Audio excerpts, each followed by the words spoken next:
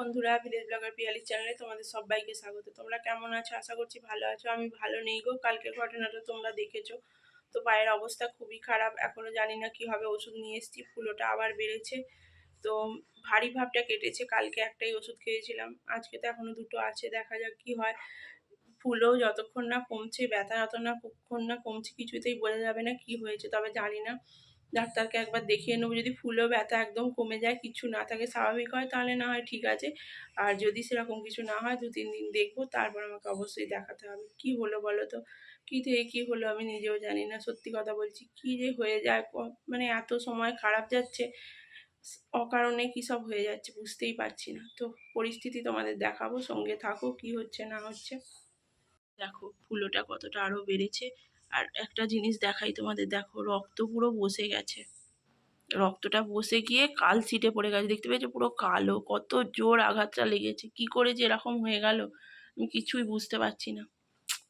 কেন এরকম হলো জানি না। তোমরা সবাই মিলে আশীর্বাদ করো যেন তাড়াতাড়ি সেরে যায়। আমি যদি বসে থাকি কি করে চলে বলো তো? কিছু করার নেই, বাড়িতে কোনো সবজি নেই, কি হবে জানি না। তো তার জন্যে আমাকে একবার বেরোতেই হবে, কিচ্ছু করার নেই। এরকমভাবেই যাবো, এসে তারপর রেস্ট নেবো। এখন মুড়ি খাবো, খেয়ে ওষুধ খাবো। চলো সঙ্গে থাকো।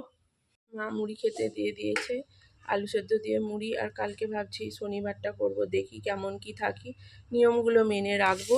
তো উপোসটা যেহেতু করবো, আর কালকে তো বাবার মৃত্যুবার্ষিকী, সেহেতু কালকে আমি আর কোনো ভিডিও দেব না। জানি না কি অবস্থায় থাকবো, কারণ সত্যি কথা বলতে কি, আমি না আমার এই কষ্টগুলো শেয়ার করতে পারি না সবার সাথে, মানে আর বলতে পারছি না। তোমরা বুঝতেই পারছো আমার অবস্থা। তো কালকের দিনটা আমার কাছে খুবই একটা যন্ত্রণাদায়ক দিনটা। কালকের দিনটা কেন, প্রত্যেকটা দিনই প্রায় একটা মানুষ যেদিন চলে গেছে প্রচুর কষ্টের, তাই আমি পারি না গো ওই দিনটা কোনো রকমভাবে কারোর সাথে শেয়ার করতে। তো নিজের মতো করে কাটানোর চেষ্টা করি। তো কালকে শনিবারটাও পড়েছে, করবো ভাবছি, জানি না কতটা কি ভালো থাকি। নিয়মগুলো মানি, মেনে রাখি, দেখি ঠাকুর কী করে। চলো মুড়িটা খাই, খেয়ে বাজারে যাব। মাও বসে পড়েছে খেতে। মায়ের ওপর খুব চাপ পড়ে যাচ্ছে, আমি কাজকর্ম কিছুই পারছি না, একা করছে। চলো খাওয়া দাওয়া করি। রেডি হয়ে নিয়েছি, এবার একটু ঘুরে আসি কোনো রকম, দেখি। ভয় করছে, কি করে যাব, যেতে তো হবে। এই মাত্র ফিরলাম বাজার থেকে, আমার চোখ মুখ দেখে বুঝতে পারছো কতটা কষ্ট হচ্ছে। তো উপায় তো নেই, যেতেই হবে। তো আরও বেশি মনে হচ্ছে জাউড়ে গেছে। এবার একটু রেস্ট নেবো, বাড়িতে বসেই যখন থাকবো। তো কী করবো, করার তো কেউ নেই, নিজেরটা নিজেই করতে হচ্ছে। মাও পারে না, মা পারবেই না অতটা হেঁটে যেতে, আমি তাও সাইকেল নিয়ে গেলাম।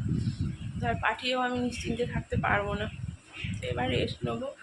কী কী নিয়ে এসেছি তোমাদের দেখাই। এই জিনিসটা যে এত আকার, বিশাল আকার ধারণ করবে আমি একবারও ভাবতে পারিনি। সামান্য একটু জিনিস, রক্ত জমাট বেঁধে এরকম পরিস্থিতি হবে বুঝতে পারিনি। তো বাজার থেকে নিয়ে এসেছি আলু আর কুমড়ো। বাবা যেহেতু কুমড়োর তরকারি, লুচি, ছোলার ডাল খুব পছন্দ করতো, নারকোল দিয়ে ছোলার ডাল পছন্দ করতো।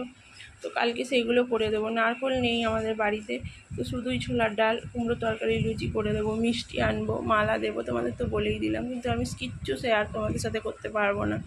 সত্যি কথা বলছি, আমি আমার নিজের কষ্টটাকে নিজের মধ্যেই রাখতে ভালোবাসি, শেয়ার করতে পারি না, আর দেখাতেও আমি চাই না। তোমরা তো বোঝো, আমার পরিবার, আমার বন্ধু, আমাকে বোঝো নিশ্চয়ই। দেখো ফুলোটা আরও, এই জুতো পরেছিলাম, চাপে কেমন দাগ হয়ে গেছে। আলু আর কুমড়োই নিয়েছি, শশা ভেবেছিলাম নেবো, কিন্তু এত দাম, আর শশা নেওয়া হয়নি। আর বাজারে আর পুজোর জিনিস বলতে এই যে পুজোর যা জিনিস, আর নিয়েছি ছোলার ডাল। আর এখানে আছে দুটো কাঁঠালি কলা আর একটা ছোট্ট পাড়া আপেল। এই যে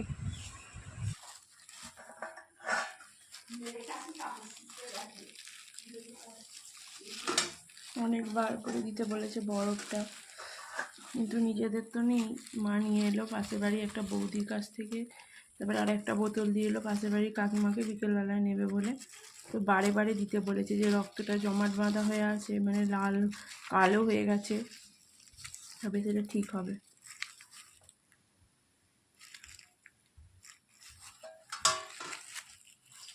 এই আঙুলের নিচের দিকটা একদম কালো হয়ে গেছে।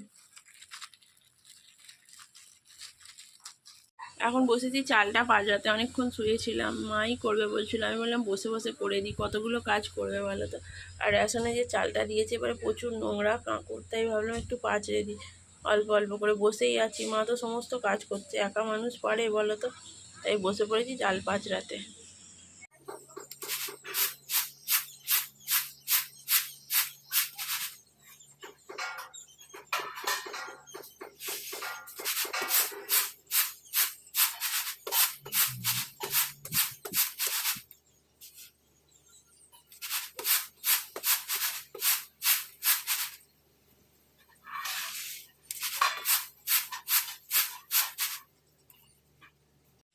চালটা তো পরিষ্কার করা হলো, এখনও সম্পূর্ণ পরিষ্কার করা হয়ে ওঠেনি, এখনও কিছু আছে। তো অনেক বেলা হয়ে গেছে, মা তাই বললো স্নানটা করে নে, শরীরটাও ভালো নেই, তাকে স্নানটা করে নিই চলো। আর যেগুলো পড়ে আছে এখানটা ঝাঁট দিয়ে পরিষ্কার করে নিয়ে বিকেলবেলা বাকিগুলো করবো। এখন এখানে ব্যাগের ভেতরে চাল আছে আর এইটা পরিষ্কার করা হয়েছে, কত নোংরা বেরিয়েছে দেখো। ঝাঁট দিয়ে চান করতে চলে যাবো। তো একদম নিরামিষ, ফ্যানে ফ্যানে ভাত করা হয়েছে, তার কারণ মায়ের গলায় আটকায় সমস্যা হয়, তোমাদের তো বলেইছি। একদম নরম করে ভাত করা হয়েছে, আলু সেদ্ধ, ওখানে করলা আর একটা পাকা পটল ভাজা হয়েছে, আর ওখানে মানে আলু দিয়ে চিচিঙ্গে দিয়ে তিল দিয়ে একটা নিরামিষ তরকারি। তো চলো খাওয়া দাওয়া করি, এদিকে বৃষ্টিও শুরু হয়ে গেছে। শুয়েছিলাম, উঠে রেডি হয়েছি, দেখতেই পাচ্ছ, সেই যে বান্ধবীর সাথে ট্রেনিংয়ে গিয়েছিলাম চুচড়ো, ওর অনেক দূরেই বাড়ি, ও কাজে ফিল্ডে বেরিয়েছিল, আমাদের তো হয়ে গিয়েছিলো, ওর বাকি ছিল। তো ওর কয়েকটা জামা সেলাই করতে দেওয়া ছিল, আমাকে ফোন করেছিল। অনেকটা দূরেই ওর বাড়ি, কিন্তু এখানে যেহেতু এসেছিলো শুনেছে সেলাই করি, তো আমাকে দিতে এসেছিলো, তাই বেরিয়েছিলাম, যেতে হয়নি বেশি দূর, ওখানেকটা চলেই এসেছিলো, তো নিয়ে এলাম সেইগুলো। একটু চা খাবো। ফুলও সেই একই জায়গায়, ফুলোটা কিছুতেই কমছে না, ফুলোটা কিছুতেই কমছে না, জানি না কি হবে এরপর। আচ্ছা, কারেন্টটা বারবার যাচ্ছে আর আসছে। চা খাওয়া কমপ্লিট, এবার বাকি যে চালটা পড়েছিল সকালে পাচড়াচ্ছিলাম, সেটা পাচড়ে কমপ্লিট করে ফেলি, কারণ সন্ধ্যে নেমে গেলে আর কাঁকড়গুলো দেখতে পাবো না। আর আকাশের যা কন্ডিশন, একবার মেঘ করে বৃষ্টি আসছে, তার পরক্ষণে একবারে ঝলমলে পরিষ্কার আকাশ, ঠিক যেন শরতের মতো মনে হচ্ছে। মায়ের ওদিকে রুটি করাও কমপ্লিট, এইমাত্র কমপ্লিট হলো। এটা ঝাঁট দিয়ে একটু পরিষ্কার করে দিতে হবে। বরফ দিচ্ছি, এইটাই এখন সব থেকে বড় ওষুধ, খাবার ওষুধের থেকেও বেশি কাজে দিচ্ছে। কাকিমাদের বাড়ি থেকে মা এনে দিল, জল হয়ে গেছে বরফটা, এই ঠান্ডা জলটাই আমি দিচ্ছি, এটাই উপকার। মুড়ি নিয়ে বসে পড়েছি খেতে, বরফ দেওয়া হয়ে গেছে, এখনও আছে, একটু পরে আবার দেবো। মুড়ি খাই, খিদে পেয়ে গেছে, খেয়ে তারপরে আবার আজকেই খাবো, কাল আবার মুড়ি খাবো না। বন্ধুরা, সন্ধ্যে থেকে সেই শুয়ে শুয়েই বেশিরভাগ টাইমটা কাটিয়েছি, কেননা এখন তো ভারী ভুরি কাজ কিছু করতে পারছি না, মেশিনের কাজও শুয়েই আছি। তারপরে একবার উঠে আর একবার বরফ দিয়েছি, ওটা তোমাদেরকে দেখাইনি, আর চুলটা বেঁধে নিয়েছি।